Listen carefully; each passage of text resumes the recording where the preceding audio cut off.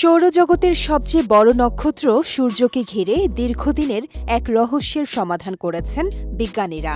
প্রায় ৪৬০ কোটি বছর আগে একই ধূলিকণা ও গ্যাস থেকে সূর্য এবং প্রাচীন উল্কাপিণ্ডের জন্ম হলেও উল্কাপিণ্ডে পাওয়া রূপার পরিমাণের সঙ্গে সূর্যের হিসাব মিলছিল না। এতদিন মনে করা হতো সূর্যে রূপার পরিমাণ অনেক কম। তবে নতুন গবেষণা সেই ধারণাই বদলে দিয়েছে। সুপার কম্পিউটারের সাহায্যে তৈরি 3D মডেল বিশ্লেষণে বিজ্ঞানীরা দেখেছেন সূর্যে আগে ধারণার চেয়ে অন্তত ৫৫% বেশি রূপা রয়েছে।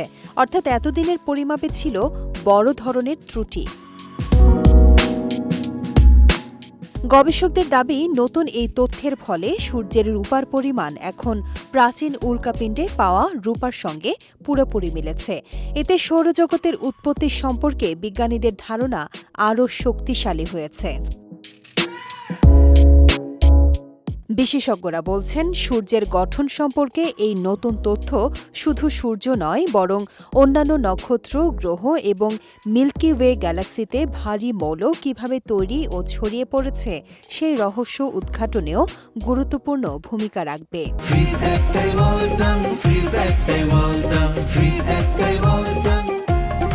৪৬০ কোটি বছরের পুরনো এই ধাঁধার সমাধান জ্যোতির্বিজ্ঞানের গবেষণায় নতুন এক দিগন্ত উন্মোচন করল বলে মনে করছেন বিজ্ঞানীরা।